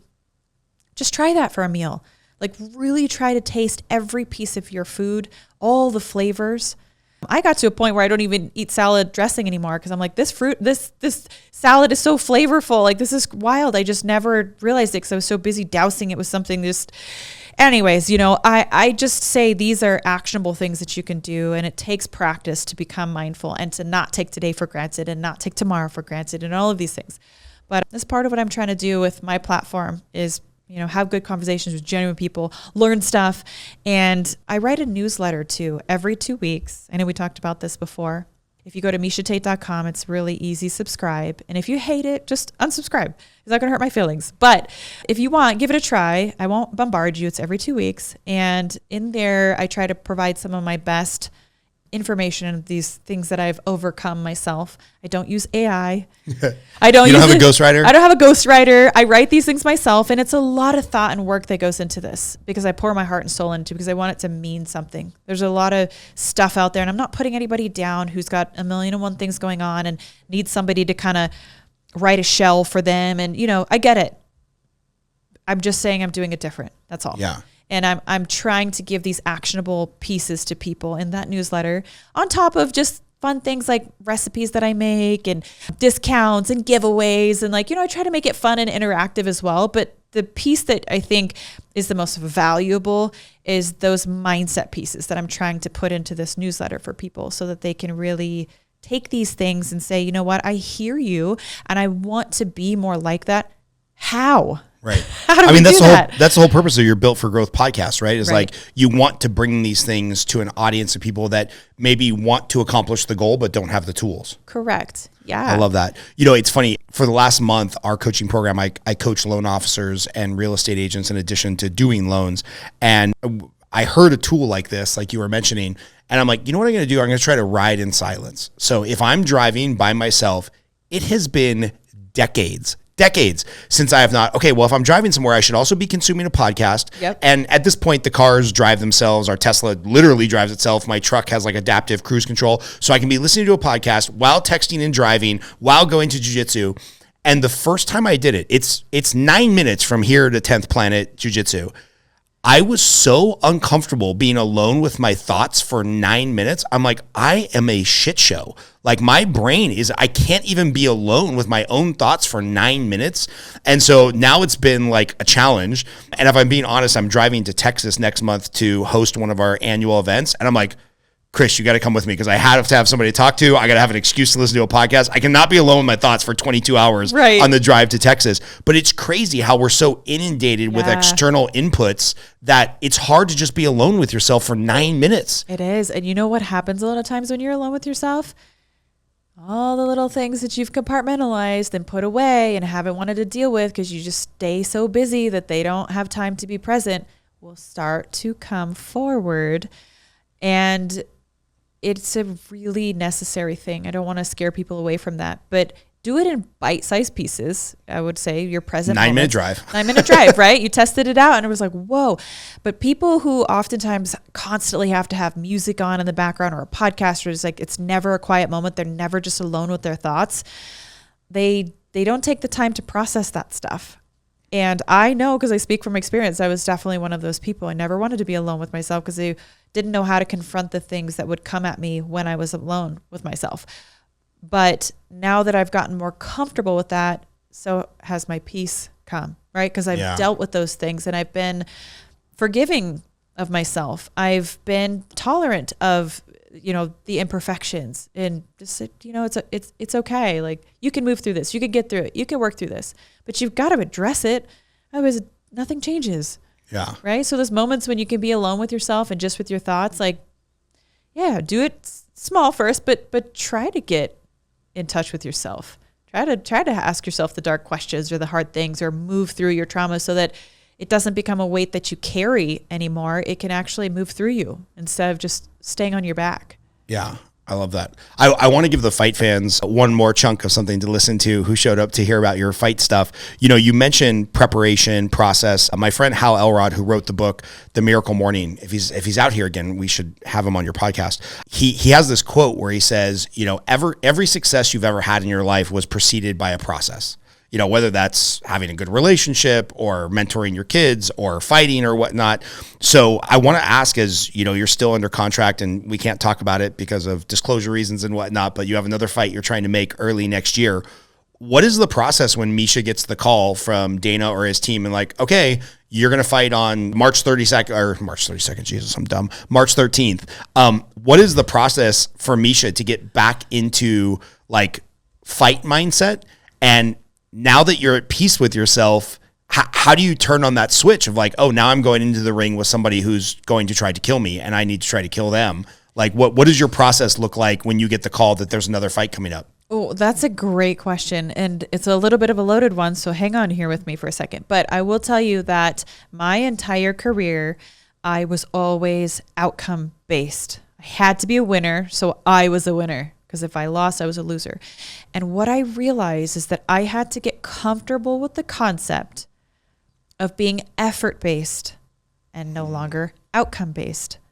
Because what I realize is a lot of times the goals that we set for ourselves are limiting. We are capable and will likely receive so much more than that if we focus on the process to get there. Just what he said in that quote, right? So now I think about, I'll use my last fight, for example, and my career prior to this last fight. So leading up to my most recent fight, I had always thought winning was the most important thing. So at all costs, winning was the focus. That was the goal, right? But a lot of times I would win fights and I knew I had so much more to give, but I was playing it safe. I wasn't taking risks to be my best or discover what I'm even really made of. I was just focused on winning. And if it was enough to win, then I was good in my books. I'm not satisfied with that anymore.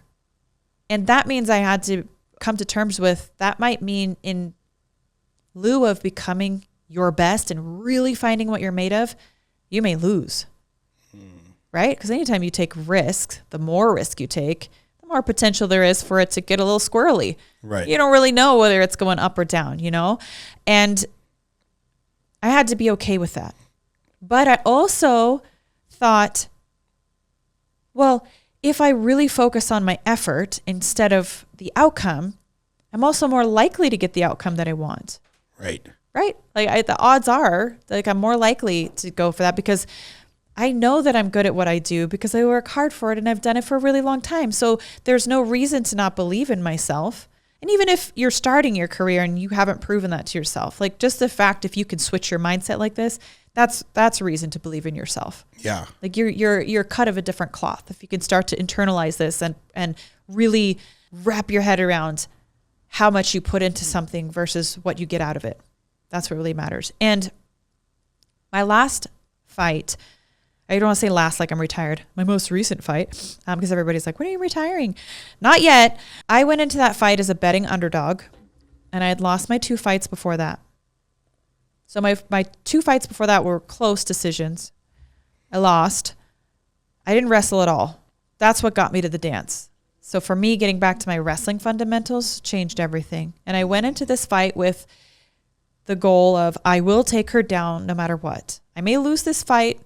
I'm okay with that. But I'm giving everything that I have to get this girl on the ground and work her, because I know that if I do that, I can.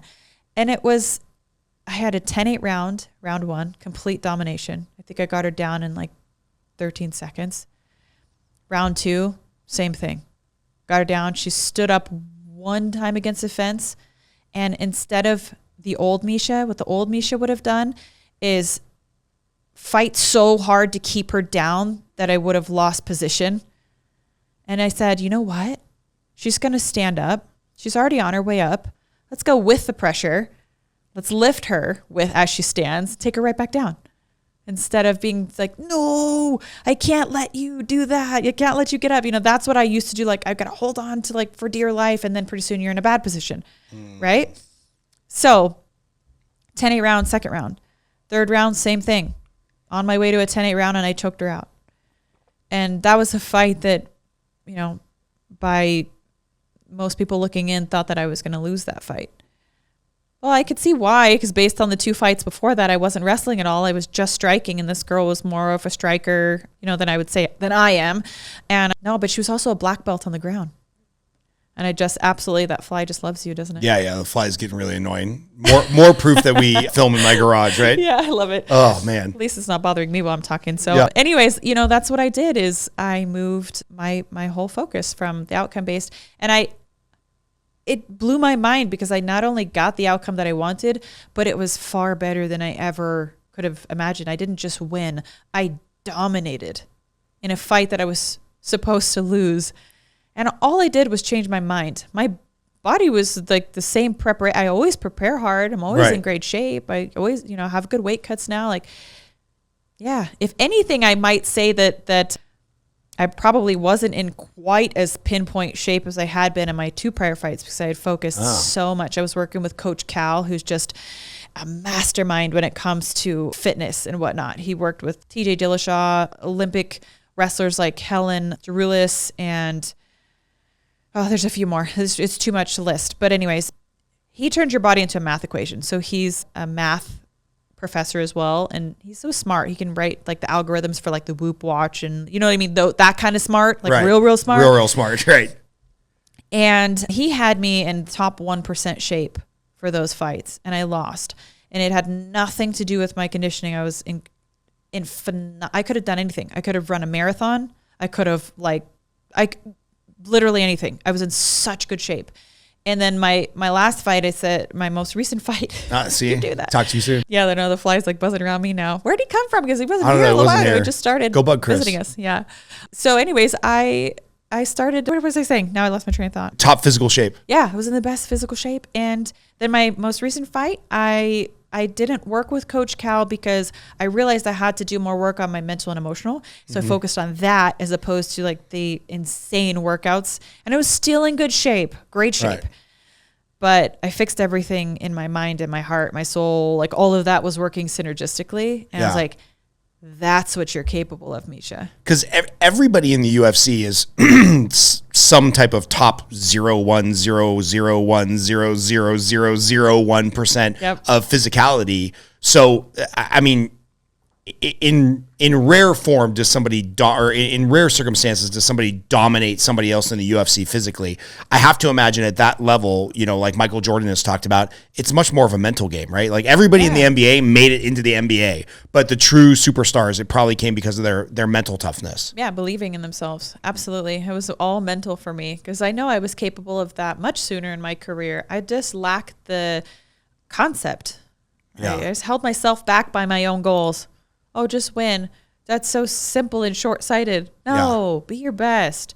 Because even if you lose, I feel like even if I lost, I would sleep so much better knowing that I'm really finding out what I'm made of. Yeah. Than like having this shallow, short-sighted goal that doesn't really show anything that I'm capable of. Right. Right? That's how it felt anyways. And so that was, to me, the most liberating fight of my career. And it wasn't that important to anybody else. I was on a fight night card. It's not for a world title. It's not any of that stuff. But I know what happened and the transformation that happened inside myself that brought me to be that dominant. And also got to give a huge shout out to my coach, Kirk White, who just made my wrestling game savage again. Got me in touch with my roots, taught me things that I didn't know before that really made everything that I do a lot more simple. And he's a great mindset coach too. That's awesome. Yeah. So how often do you have to work out? Like, cause you could get the call at any time, right? And I know that there's like an 8-week intensive fight camp, but like how often do you work out now just in your normal course of life to stay like UFC fit? Well, I don't think that I'm, fight ready, conditioned all the time. And I also kind of think that it's a little bit important that women have a little more ebb and flow in this just because hormonally it doesn't quite support us. And I won't get off on too much of a tangent like that. But you guys have testosterone every 15 minutes. You get testosterone. Right. We get that like once a month. Right. Like the rest of our hormones, I hate to say it, ladies. I'm not saying you can't do anything, but we were basically designed to carry life. Right. To procreate. And kind of important. Kind of important to the future of humanity. Yeah. Pretty big responsibility. So I think for us, like sometimes it's good for us to not be so low in body fat, to, kind of just like, dial back, chill, have some easier practices. I would say when I'm off camp, it's like 3 or 4 times a week, that I'm in there. And that depends on injuries too. I've been battling some injuries this past year and it sucks. Yeah. So a lot of on the technical side of training, I haven't been able to be in there. I would say when I'm completely healthy, it's usually 3 times of strength and conditioning and another 3 times of just like doing a grappling or event or something like that. It's just easy, like it's nothing too crazy or hard. Just easy trying to choke people out for a living. Yeah. It's fine. So Once a day, 6 days a week kind of thing. When you get the call, what will that 8-week fight camp look like? It'll be 2 practices a day for 5 days of the week, and usually 1 practice on Saturday and then Sunday off. Sometimes I mix that up a little bit. Sometimes I'll do a half day on like a Wednesday, and then I'll do 2 practices on Saturday. Or sometimes I'll just, mix in like another half day in there and just be like, guys, I'm just really worn out. I need another half day. And that's what's cool. People don't realize this as athletes. Like, we're the CEO of our own life. For the longest time, it was like, coach, tell me what to do. Now I'm like, nope. Like, I make all the decisions, and I don't have no pride, or I don't have any qualm with that. Some athletes be like, oh, they're going to think I don't work hard. This sounds like, you know your body better than anybody. If you don't think I want to work hard, I don't know what to say. I don't know. I don't have anything to say to you. Like, I worked so hard, but I know when my body needs the rest, and I'm just going to be true to myself. I'm not going to answer to anybody anymore. So, I'll just be like, nope, I'm not doing that. Or no, guys, I know we were going to spar tomorrow, or we were going to spar today, hard spar. I need it to be a technical sparring session now, because I'm just not feeling totally up to it. And we move the hard sparring to Saturday, or we'll do this, or we'll and actually really cool about it, but I just don't see enough athletes doing that. And I think they lack the confidence to be able to tell their coaches. They're too, again, worried about the external. If you have honest accountability, you have nothing to worry about. Right. I know at the end of the day that if I didn't do what I needed to do to prepare for a fight, it's only my ass on the line. Right. No one else is getting their ass kicked. Right. Where is my motivation to cut corners? It doesn't exist. I have children to come home to healthy. Yeah. So that my motivation is actually to listen to myself and no one else. When my body's telling me what I need, and do that. Have your kids been to one of your fights? Yeah, they've been to a couple of fights. What's that like? Oh, it's different. I mean, my kids have developed so much along the way. So it started, I was actually still nursing when I came back from my first fight in the UFC. Holy shit. Yeah, my son, Daxton, he was still nursing at that time. I nursed him for about 1.5 years, and I think I came back when he was a little over 1 year old. Whoa. Yeah, so it was just, trying to do it all. But no, he was too little to know at that point. My first fight, I came out relatively unscathed, and then my second fight, I got a laceration, second fight back under my eye, and I came home and I was pretty swollen and pretty, got stitches in my face. And Dax was still little. He was probably 1.5 years, not quite 2 yet, 1.5 years. Didn't really seem to care. And my daughter was very inquisitive. She's so inquisitive, very inquisitive little girl. And so she would ask me things like, Mommy, does it hurt? She's just 3.5. I said, no, honey, it doesn't really hurt. And I said, do you want to help me clean it? You want to help me change the bandages? So we kind of played like a little game of like Dr. Maya. And I tried to get her involved in that process because I didn't want it to be a scary thing for my kids. I'd already really thought about how can I, what if I do come home really banged up? How to explain this to my kids? So I just tried to be as transparent as possible. And then my daughter's like, Mommy, why do you fight? And I'm like, well, you like playing, right? It's kind of like a play date. Right. Totally different. I've never come home from a play date with the kids with stitches. So, right. Yeah. That's wild. It's a little different, but I was like, but kind of the same. It's something we like to do. There's a gal, Val, who works at our gym. She's a black belt. I think she's still an amateur fighter. She cannot get a fight to save her life because everybody's scared of her. And she came and talked to the gals at Apogee, and we really wanted to hire her as a guide, but she's just on a different path right now to try to fight. And when she was there, your daughter was like, yeah, my mommy fights. And she's like, yeah, sure, kid, whatever. I'm sure your daughter fights. And it wasn't until she got in the car, she's like, I think that was Miesha's daughter. I feel like an asshole. Of course her mom fights. So she called me the next day. She's like, hey, just in case you hear from one of the parents. I'm like, oh, what happened? And she's like, I was kind of dismissive of this one girl that was saying like her mom fights. And I just assumed she's like, a housewife that takes cardio kickboxing classes. And then I realized it was world champion Miesha Tate. I felt so dumb.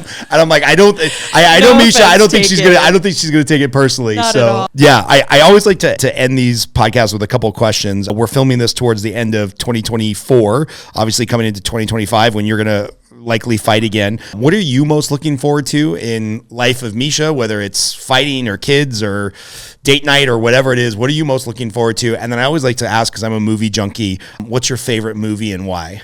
Okay, good questions.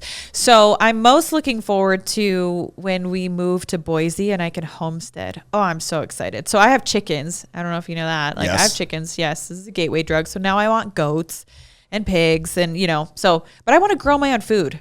That's a big goal of mine. I just want to be more self-sustaining and be able to provide for my family in those ways. Because I just don't think that a lot of the bodies that are in charge of making sure our food is healthy and safe and not sprayed with glyphosates and atrazines and all the other nonsense that's not good for us to have. We wonder why we have fertility issues and all cancer. I was like, well, I'm sure part of it might have to do with the pesticides that are designed to destroy insects on a cellular level that we're eating every single day. Yeah, I mean, might not be good for us. Maybe not, So I want to have my own little homestead, and I'm so excited for that. And is that coming soon, or is that going to be post-fight career after you're out of Vegas? I mean, I told Johnny, I was like, I'm ready to go now. Because Kirk, my coach I mentioned, he lives in Boise. Yeah. So I'm like, that's all I really need. Like, Kirk is awesome. I'm not fighting for that much longer. Maybe if I was in my 20s or something like that and I was looking to reinvent the wheel, then maybe I would need something different. But Kirk is honing me in like the perfect way. Nice. I don't think I needed like anybody else. Like, obviously I need Johnny's support. Right. And Johnny's a great wrestler in his own right. He wrestled at Boise State. So Kirk was one of his coaches as he was wrestling there. So Johnny's the one that introduced us. And when it comes to wrestling fundamentals, I don't know if you've ever wrestled with Johnny yet, but like, you cannot stay on his back. No. He's a hand fighting, leg fighting machine. And he's so good at these wrestling fundamentals, hip heists and switches. So he's very valuable in that way. But you know how relationships and like training and stuff like that, like it's fine. We actually work together really well, but I never want to get like it was, I don't know, maybe it's my past. I'm catastrophizing a little bit. I don't want it to be like it was. Right. Okay. So Boise Homestead, we will be sorry to lose you whenever that happens. Do you have the property picked out already, or is this just Not yet. Not yet. Okay. Not yet. No. So we're looking though, and we're actively like viewing properties and things like that. So I'm really excited for that. And then my favorite movie. Yeah, favorite movie and why? My favorite movie still has to be Braveheart. Oh, the best. Right? Just a freedom. Freedom. Right? And that's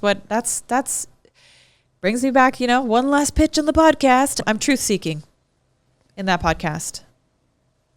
I want to know the truth. I don't want to be lied to anymore. There's a lot of things I feel like we can't trust, a lot of information. And I always encourage people, please, even if you're listening to my podcast, or you listen to Joe's podcast, you listen to your podcast, whatever, think for yourself. Yeah. I am not a perfect person. I'm not a doctor. Right. I cannot tell you everything that I do is going to work for you, but I can tell you my intentions are good.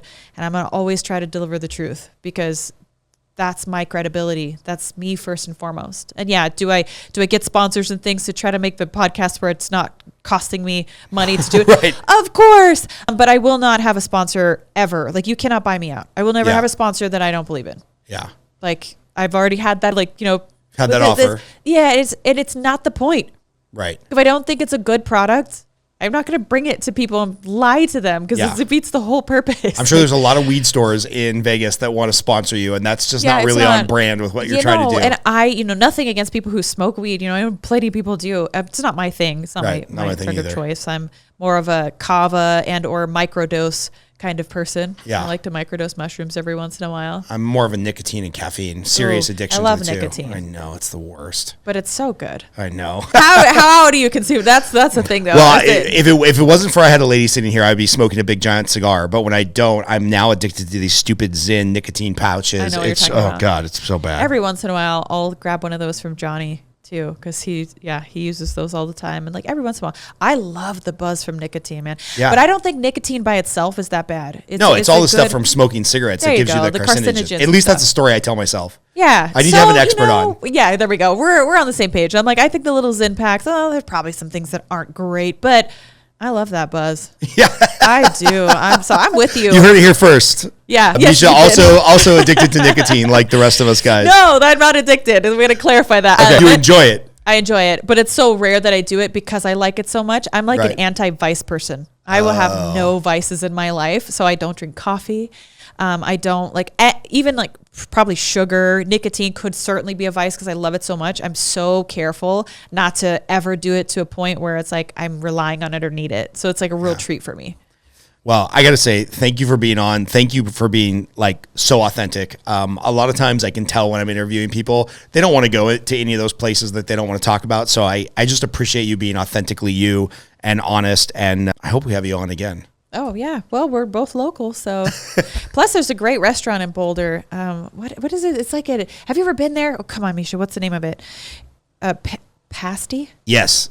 Patsies? Pasties? Not pasty- pasties. No, see- maybe it is pasties. See, I can never remember how to pronounce it. I Yeah. go there and they tell me every time, and it's still in my brain wrong. So I'm not sure if it's pasty or pasty, but it's like these little English. I think it's like English food. And Yeah. Did you read the history on it? Like they started it in the when the miners. So Yeah. they make these like they're kind of like lack of a better term, like yeah. Kind of. Yeah, that's a good way to say it. But they're handheld. Yeah. It's very good though. Oh, so good. And the bread there. We'll get the families together and we'll go there I soon. might head there real quick after this since we're over that way. Okay, perfect. Well, thanks again for being on, and we'll talk soon. Yeah, for sure. Cool.